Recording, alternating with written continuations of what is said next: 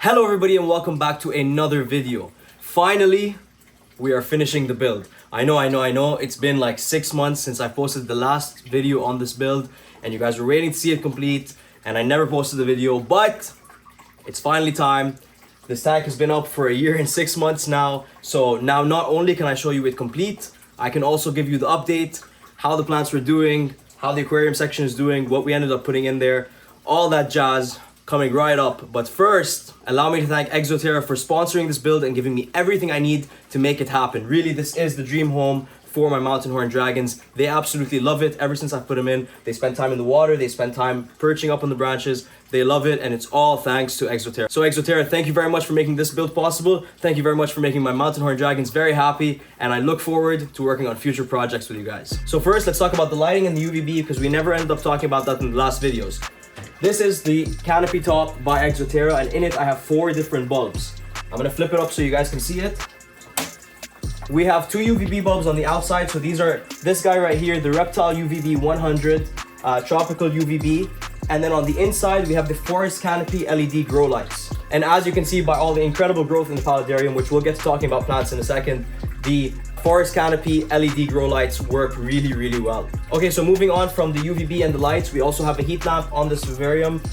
It's right here, and it's also on one of these, I can't remember the name, but it's the movable hand, so I can raise it higher or bring it lower if I need to change the temperature of the basking spot. And inside the lamp, we have the 50-watt swamp basking spot. So as you guys already know, mountain horn dragons don't want it very hot. The basking spot only gets up to 85 degrees Fahrenheit.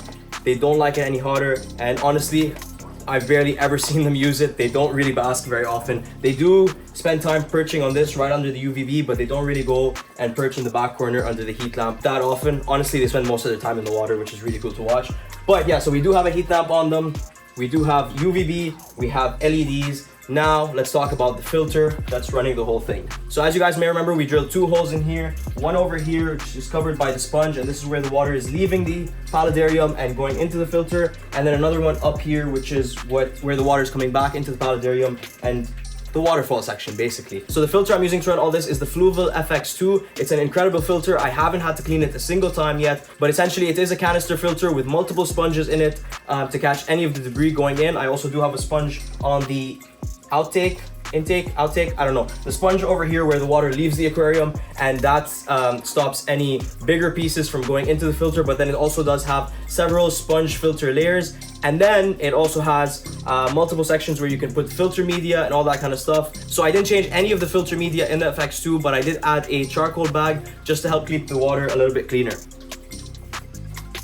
Mountain horn dragon swimming, there you go. Now let's talk about the plants. As you guys may already see, most of the plants that we originally put in have died. The orchid that was here has died. The bromeliads that were on the side also didn't make it. This bromeliad is probably the only plant that we originally put in that is still doing well and growing well. Other than that, I've had to put in a whole list of new plants. I'll put the names on the screen as I show them. I may not know the names of all of them, but essentially we added a bunch more philodendrons. So we have philodendrons over here, philodendrons back here, more philodendrons, and then we also added a lot of vining plants to the back. So we have ficus, the oak leaf ficus. There's the Chinese shingling plant. I'm not sure what the Latin name are on these guys. There's ficus panama here. And of course, a lot of moss growing on the ground and doing well. And hopefully it'll start to grow up the back wall as well as the trailing plants are doing.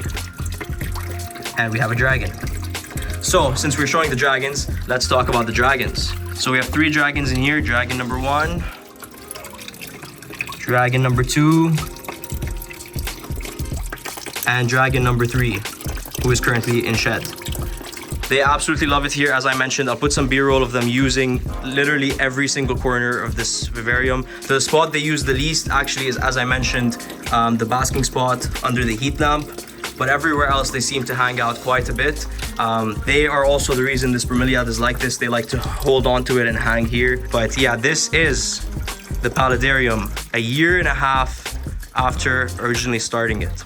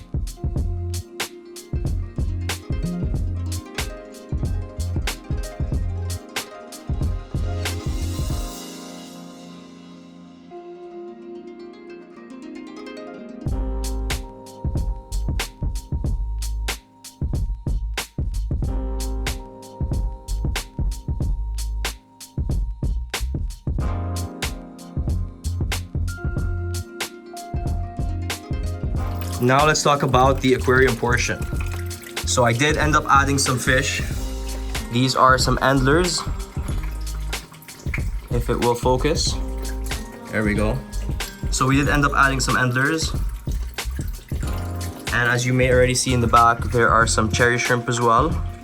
The shrimp do an excellent job at being sort of the cleanup crew in here. They eat any of the dragon's poop that falls in the water, and they also eat pieces of shed, which there's a piece of shed right there. Any piece of shed, any poop, anything that falls in the water, there's a baby endler.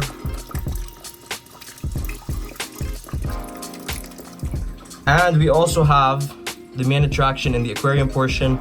This is a African dark night starry eel. You can see him hiding in the sand with just his head poking out right now. He's currently very tiny and eventually will outgrow the paludarium, and then we can move him over later. I think they get to about 1 foot in length. But just for now, as he's growing up, I figured I might as well grow him up in here. And there's another look at those endlers. They always want to be the main attraction in the aquarium. You kind of see everyone in the shot actually. So there's the red cherry shrimp, there's the endlers, and the eel in the back.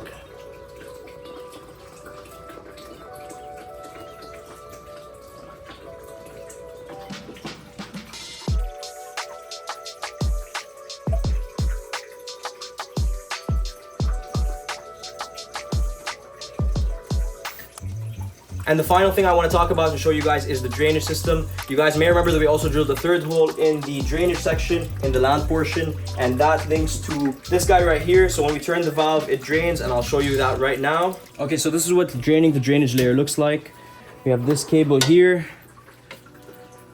All I gotta do is turn the valve, and immediately it starts draining. I can drain out as much of it as I need to, and then close the valve, and now the drainage layer is drained. Nice and easy. For humidity and for misting, I use the Monsoon Multi 2, which, by the way, if you haven't seen, I do have a setup and review video on it on my channel, so go check that out. But yeah, so I use the Monsoon Multi 2. It sprays, I think, 8 times a day, keeps it nice and humid in here. And then, of course, we have the waterfall section, so humidity is always exactly where it needs to be in the paludarium. So here it is, a year and a half after originally putting this build together. The paludarium is finally complete. Everything is doing super well, and I'm super excited to see how it'll look a year from now, 2 years from now, and hopefully even 5 years from now. The mountain horn dragons love it in here. As I mentioned a few times already, they spend tons of time swimming in the water, perching on their branches, jumping around, and of course, because they're mountain horn dragons, a lot of time doing absolutely nothing.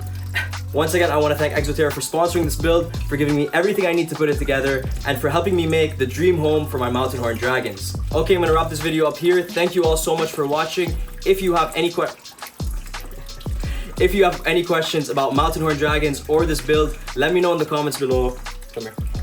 Come on. Come on. Thank you all very much for watching, and we will see you on the next one. Right? What are you doing?